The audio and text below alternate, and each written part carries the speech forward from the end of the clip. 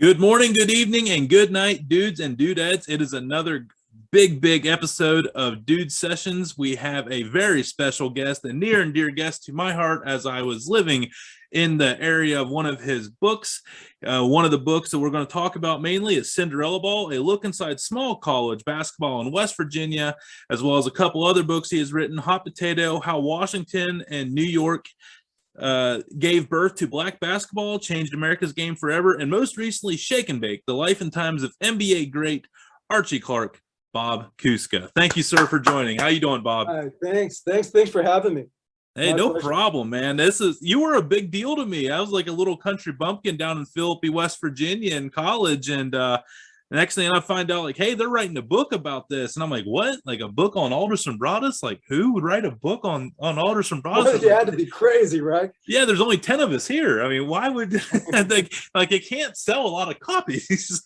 But no, I was just immediately infatuated. I'm telling you, as soon as that book came out, it was on my wish list for Christmas that year because I didn't have any money as a college student. I said, I want this book, Cinderella Ball, and I got it, and it didn't disappoint. It was an unbelievable story of the history of what is the now defunct West Virginia Intercollegiate Conference, or as we called it, the Wviac.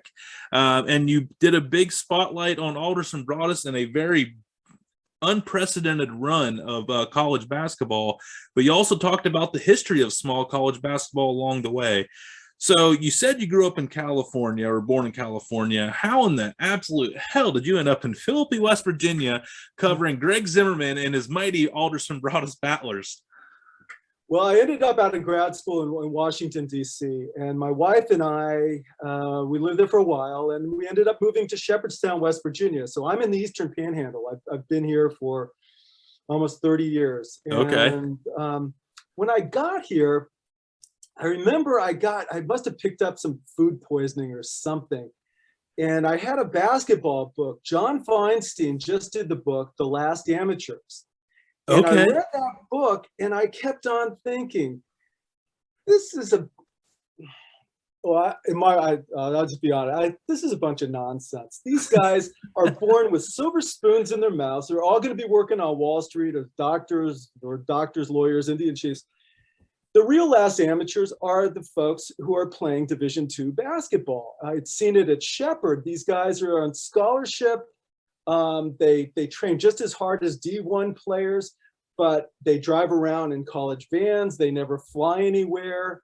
Nobody comes to their games. The word was it's funeral crowds, just family and friends. And, so what's it like? And I also knew that so many of these players, not all of them, but some, they were the first in their family to get to college. So this was truly a chance to kind of make it in life. And these were the true last amateurs. So I wrote a letter to Ken Tyler, who was then the coach at Shepherd, and explained to him that this is what I wanted to do. And on paper, this was going to just be a wonderful book. He had a kid in from Croatia, 6'8" kid from Croatia. He had a kid who had been All-State in Pennsylvania. It was a freshman. He had another kid who I think was All-State out of Virginia. So there's a nice little mix, lots of great stories. So it really looked like there was something that I was going to be able to sell as a book. It's a real slice of life book. So I went to their practices, and then I went on some road trips with them, and I quickly figured out that this was not a happy team. And so there was a lot of dissension and so on. And I quickly realized that this slice of life is so obscure that nobody's going to want to know about their unhappiness with the situation.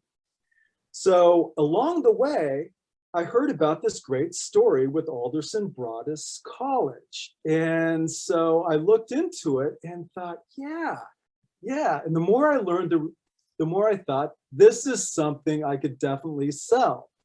So I contacted Greg Zimmerman, and without Greg Zimmerman, there's no book. He was very helpful, very down to earth, as you know, and he worked with me, and so Greg was sort of the opening, the door that opened, and then that gave me access to the players, and and to a lot of other coaches and so on. So I just interviewed like crazy. That's really, if you do a book, you're only as good as your research. And so I talked to a lot of people, and the book got done. Yeah, Greg Zimmerman. He also probably saw like, free publicity, and I have no budget for that. We never talked. He was just open. I mean, it was. Yeah, I was just joking. No, he is. He might have been tough on the officials, but he's a saint off the court. And I know personally he's done a lot for me as well. And again, congratulations to Greg Zimmerman going into Alderson-Broaddus Hall of Fame on October 15th at Rex Piles Arena. Yes. Did you ever meet another coach like Greg Zimmerman on that subject? No. That was a rotten laugh, man. This is going to be good. That was a positive one. He told the truth. He was a truth teller in a way that other coaches wouldn't. And the problem that I had in my previous situation. So yeah, no, it was like a breath of fresh air to move in and learn about the program. I loved Philippi. I mean, I loved going there. It was just a really nice community. Loved the college. I ended up. Now this is a then and now book. Then and now book. Right. So I went back and I talked to President Scheer, who was the key person in sort of modernizing Alderson-Broaddus. He's the one who behind the gymnasium, the Rex Pyle Center. And so I was able to talk to him. I talked to all kinds of people about AB. Wonderful story. So, I mean, you were talking about like Philippi, West Virginia. I got to know and love a lot of the citizens there in that town that there wasn't a whole lot to do. So, and actually in Philippi, in the years of those Greg Zimmerman teams, I mean, the house was packed. I mean, it was the must-see attraction. There wasn't a lot to do in town. But it was actually a very, very solid, following whenever those teams got in the top 15, top 10 in the nation. So at what point did you realize like this Philippi community is like really special? And then did you start finding other communities similar to that in these other campuses? Some of it. So the way I approached it was for the now part, it used to be that if you wanted to watch a college basketball game or high school game, you said, okay, I'm going to go outside, dust the snow off the car, off the windshield, and I'm going to drive on down and go to the game. And what happened with cable television is that stopped. All of a sudden, you have these triple headers with the ACC, Big East games, and people just stopped coming like it used to be. And that's part of what I show in the book, that it used to be in Philippi, that it was a place to be seen and to really be a part of the community. And the other thing that's really wonderful about it is everybody suspended their differences. Race didn't matter, religion didn't matter, your station in life didn't matter. You're all behind your community team. And so what I wondered is what happens when people start staying home. And so when I started the book, the first year with Kevin McBride and so on, that's when the team was just starting to turn. And so there wasn't as much support then, but it built. It did build. They had those wonderful teams. And not only that, there were some great players in that league. I mean, I still can just close my eyes and look back. There was a game they played against Charleston and Philippi, and Charleston had a guy named Edwards who just jumped out of the gym. He wasn't a great shooter, but he was just incredibly athletic. Carl Edwards was his name.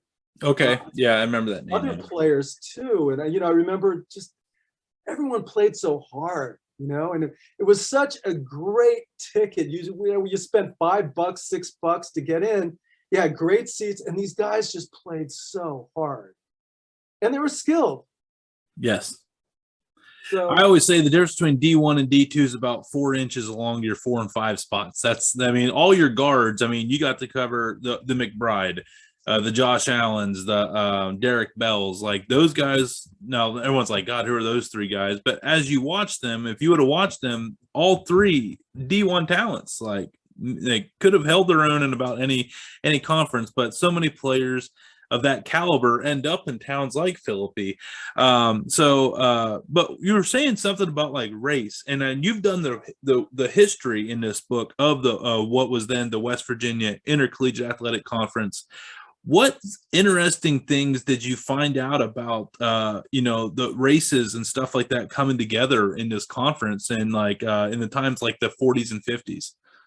Well, a great story is in the mid 50s, it was decided that the state would no longer segregate. Okay. So what that did is, for the West Virginia Intercollegiate Athletic Conference, it meant that the two prominent Black colleges in the state no longer had to join what was called the CIAA. Right. And so that was a good deal. So they were Bluefield and West Virginia State, and that was a great deal for both, because they no longer had to travel, down to North Carolina and all these distant schools. They could play in-state schools. So they joined the Wviac in the mid 50s. They talked about, actually at West Virginia State, they talked about how it was reverse integration. So they started to get white students at West Virginia State, for example. But there were still traditionally, historically Black colleges that joined the conference. And you'd think, okay, there'd be all kinds of tension over this. Nothing happened, which is just West Virginia. I mean, people are very embracing of others, and West Virginia was never the Deep South, and it really gets a bad rap. It really does, and I'm glad that you brought that up. That is an absolutely fantastic story of two really storied schools. West Virginia State had more recent success than Bluefield State, but Bluefield State now bringing back football. They have football now, so Bluefield State's now on the rise and back in West Virginia in the sports again. So you're doing Cinderella Ball. You start with the story of Greg Zimmerman with the McBride team and the Allen team, and they win their first conference championship. And you're like, all right, cool. What a great story. End of the book. They win the conference championship. And one thing you talked about that real quick before we go into that is describe to everybody reality versus what people think of a Division II athletic budget like Greg Zimmerman had to work with at Alderson-Broaddus. It was insane. I mean, if you think about it. So imagine that you're in the ACC. So Clemson has 8 scholarships to offer. UNC has 5. Then you've got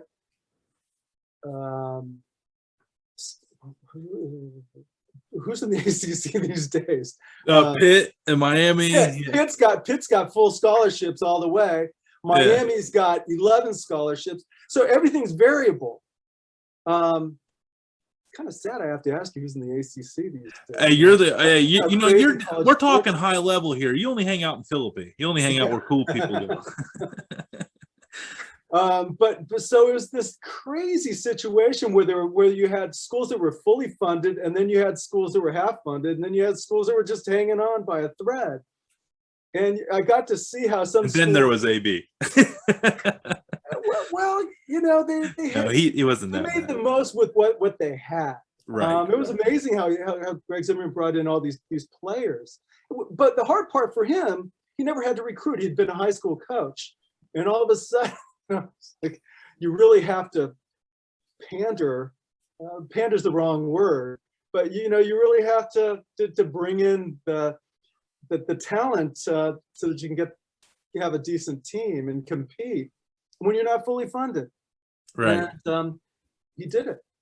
He time and time again. So they win the first conference championship. Great. Start of the book. But then they keep winning. And then talk about that period of, like, you're thinking like, oh my God, he can't keep doing this. I was a little bit ambitious back in those days. Now the question was, why are you doing the small college book? And in fact, I bet you all the players on the team were like, what's this guy doing? But what I realized very quickly was that this should have been a movie. I mean, seriously, this was a real life Hoosier story. It So really it was a combination Hoop Dreams and Hoosiers. And so that was the Kevin McBride years. And so I'm thinking, And then he brought in some players. He brought in Ragler who's out of Baltimore, and so on. He brought in some good players. And the story just continued, this great story. So the team was winning, great story, great coach, great everything. So how could I stop? right. So I just continued.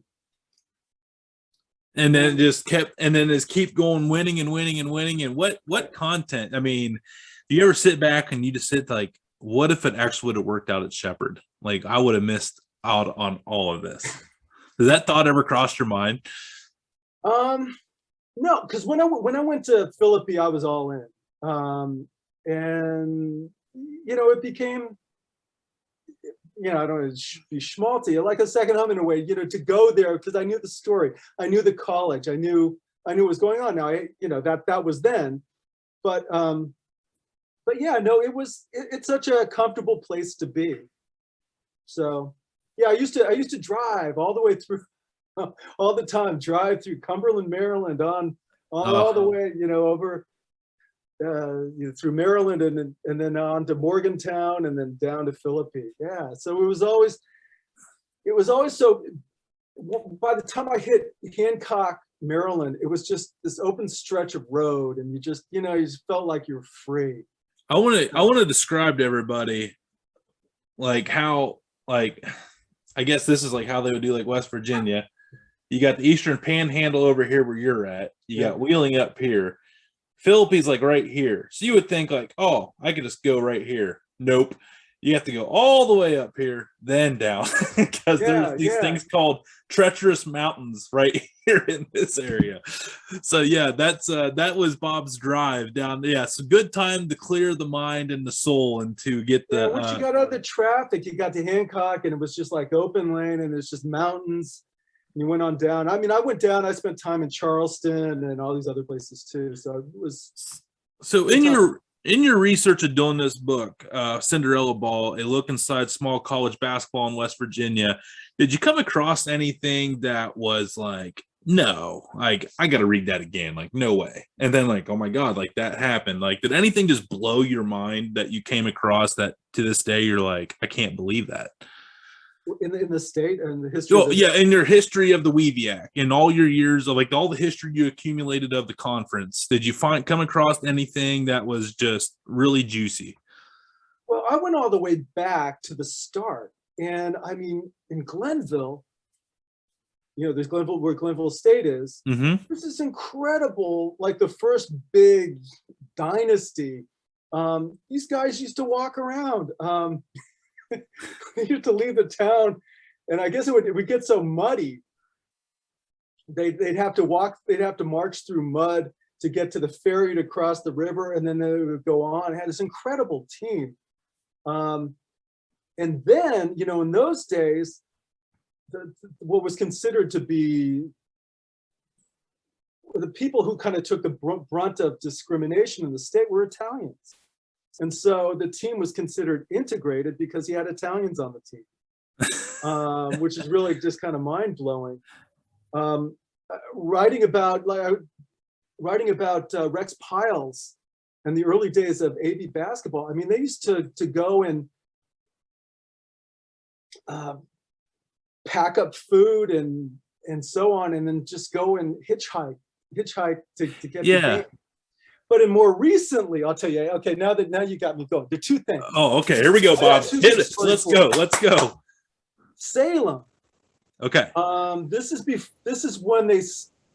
before their run for national honors. They brought in some coaches who were really going to go for it to try to build up Salem. And they ended up, so this is after Archie Talley. They ended up recruiting, they were about to sign Walter Berry who went on and played for St. John's and played in the pros. They signed a big 7-footer who was a first-round draft choice, whose name I'm blanking on. I think it was maybe Wallace. Okay. Blanking on his name. And they almost got another kid who was a big star. His name is O'Neal Tarrant. Okay. Who was a big playmaker guard. So what they were doing is they were the guy explained it to me, is that they would go to the cafeteria and say, hey, look, we're going to hit the road for a few days. Could you give us a bunch of food? They would then drive up to New York and they would hang out and then just recruit like crazy.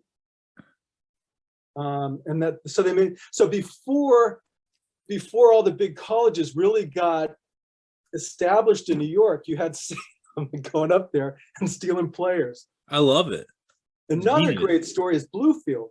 Okay, this ought to be good. Bluefield. So this is in the 70s. The college president decided that he wanted to have a good team, and he told the basketball coach, look, and so NIAA did not have the same guidelines as the NCAA. So you could bring in anybody you wanted. So he was bringing in players who couldn't read. Okay. So he was just bringing in any kid he possibly could. And again, these guys weren't ready for the classroom. But, and this is the most important thing, they worked with them. They tutored him. And while I was finishing up Cinderella Ball, I interviewed their coach, and he said we just had a reunion of everyone, and it was the most wonderful thing. He said there's a guy who was talking about one player who couldn't read when they got him. They tutored him, he could read, and he went on. He said, I just have to tell you, you have no idea what you did to my family. I was able to get a college degree. My son has gone on to do X. My daughter's gone on to do Y. All successes, wonderful, wonderful story. And it's just nothing but. And that's something to think about as we get into all the guidelines that go with NCAA. It's great that they do it, but you got to give people a chance too. Yeah, and and stories like that will really make you look at the other side. It's like, yeah, what some students put in the time as classroom, some kids in certain situations have to put that time on the basketball court to get a chance to get that next level classroom. They're putting in the same amount of time and dedication. It's just some kids think that's their best chance to get out. So it's nice to hear stories of schools recognizing that and then giving them that opportunity for all their hard work for the other thing they're there for, and then that they made something unbelievably awesome with it that changed generations. That's the American dream. Yeah, the way to look at it is, I always found, is basketball is a means, it's not an end. And I think a lot of times we get confused and we think that it's an end, that you're going to go to the big time. But there are only so many LeBron Jameses out there, and there's so many others who just need a chance. Right. And there are some people who don't take that opportunity, but there are others who really just seize it and do wonderful things. And a lot of it happens on the D2 level. Yes, a lot of it does happen on that D2 level. So how long ago? And this book's been out for a while, Bob. How long ago has this book been out now? And can you believe it's been that long? Yeah, it's been out. I think it came out in 2007. And I didn't make much money on it, but which was not really my objective. And this is why I could do. I'm gainfully employed. I'm not living off these books. So these are all labors of love. And really the AB program was something that I just thought, this is just cool. This is a story that needs to be told. So I did this for all of them, for Steve Dye and Josh Allen, all these people. I hope they enjoy it, because it was a wonderful time, and I know they've all got it in their heads, but this is something they can share with their family, and I hope they have. I know it's definitely, for those that have read it, it's been it's just a great book. It's a great story. I mean, and not to toot your horn or anything, it was well written. I like that you're in one chapter of the current program at the time of you writing it. And then the next couple chapters were the history, where it even talked about Marshall being, for a brief period of time, being a part of the West Virginia Intercollegiate Conference. And I believe Morehead State out of Kentucky joined it randomly one year too. You know the amazing thing? I actually have the history of cable TV in Philippi in there. Oh my goodness, really? Yeah. Again, small world. My wife was working on a political campaign, and she met a woman she became friendly with. And so we went over there for dinner, and her significant other, although I think they were married, he was from Philippi.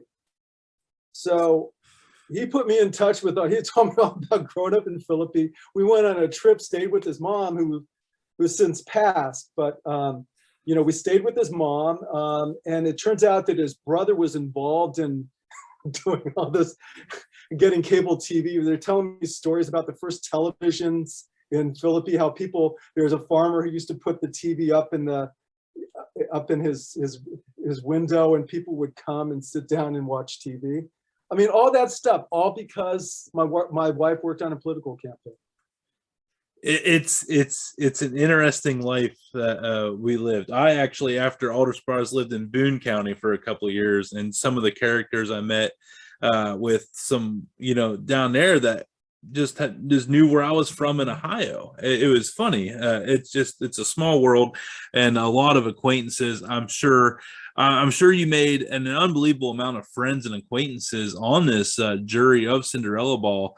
But I hope that my reach out to you sparked a little fire to maybe start digging up some old notes here.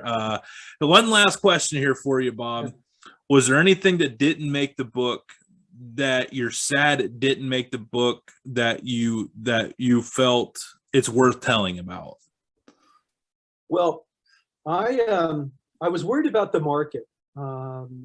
The size of the market. So what I was trying to do is really load up on West Virginia basketball history. So I went and met with Joe Retton, the coach of Fairmont State, Neil Bicey, who was the coach at West Virginia Tech in the 50s, talked to a lot of his former players, met Coach Cardwell at West Virginia State, his son and daughter. So I have all this great stuff. It's all on tape. I've got it all on tape. But I wrote up a lot of it, but I had to cut it from the book. My editor said, the book is fine as is, just focusing on Philippi. You don't need to add in all this other stuff. So it landed on the cutting room floor. I've got another NBA book on the NBA ABA years. I was telling you, I probably know more about this subject than any person on the planet now. I've got all these people just gave me all these documents, and that whole story's never been told correctly. So I've got all this information. I need to finish that book, but I'm probably going to be retiring in a couple of years. And when I do, if we stay in West Virginia, I might just try to crank out that book on Joe Retton that's always been kind of lurking in the background. Small market, but it's a story that has to be told, just like the AB story. That's right. Yeah, Retton had a dynasty up there that might be second to none in the history of West Virginia small college basketball. He had a matchup zone. I was just real quickly had a matchup zone. He was another guy who got a job as a teacher, as a coach. He didn't know anything about basketball, so he used to talk with his brother. He said they used to sit down and talk about how would you coach? And he decided that what he wanted for his teams to go down and take a shot without anybody putting a hand in their face, and they wanted their teams to have a hand in his face. And that's how he came up with the matchup zone. I mean, it's just as simple as that. The simplest things. I mean, it's uncertain of the origins of the zone defense and things like that. But Cam Henderson, who coached at Marshall, but he coached small college before that. Supposedly, he's the originator of the zone defense. And also the fast break. That's what I was thinking. So the fast break, and I mean, it's impossible to prove, but there's a book out. You go to your used bookstore, you might find something like Cam Henderson that talks about how what happened was they had, in the small town he was in, they had a little makeshift gym with a potbelly stove in the middle, and it made the boards, the floorboards were fresh, and so the heat caused sap to rise from the floorboards. So everyone was getting slipping and sliding. So he just told his players to cover an area. That is, it's. I mean, this state will blow your mind. Oh my, yeah, it's it is a wild ride. Oh man, I hope you have so much more information on that for us at one point. And now you're up to a blog. You can find you on Twitter here, called From Way Downtown. It's you're releasing and talking about actually, why don't you go ahead and tell us about From Way Downtown? You can describe it way better than me. One of my favorite things when I was a kid was to wait until October, November, when the annual basketball magazines would come out on the newsstands. You know, you'd go into the grocery store and you'd look, and there'd be a basketball magazine. So I've got this big collection of all that stuff. And I've got a friend out in California who claims he's got the biggest personal collection of that stuff. And what's bothered me is that all these articles, they're print, and so they've never been digitized. And if they're never digitized, they're not going to exist for people who go back to do research on the history of basketball and so on. So what I do, I just go back. This is for pro basketball. I just go back and I dictate various articles. I just did one on Elgin Baylor, and